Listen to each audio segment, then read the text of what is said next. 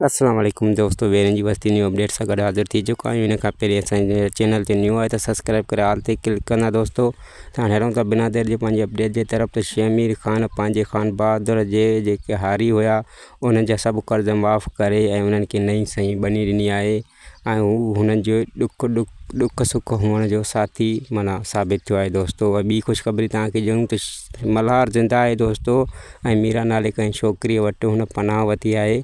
मीरा छोकिरी हिकु पंहिंजे भाउ सां गॾु जेका घर में रही आहे उन जे घर में हिन मल्हार पनाह वरिती आहे, पर अफ़सोस जो हू पंहिंजी यादाश्त विञाए चुको आहे दोस्तों।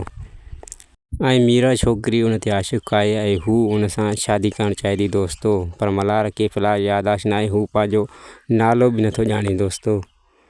ऐं ॿिए पासे ज़रली जी तबियत वरी हिकु भेरो ॿीहर नासाज़ थी वई, तंहिं ते हुन जा वालदेन हुनखे ॿाहिरि मुल्क खणाए विया आहिनि। इहा ख़बर जॾहिं चांडोकी खे पई त चांडोकी जी दिलि भोर भोर थी वई दोस्तों। ऐं ॿिए पासे रुख़सार बेगम जेका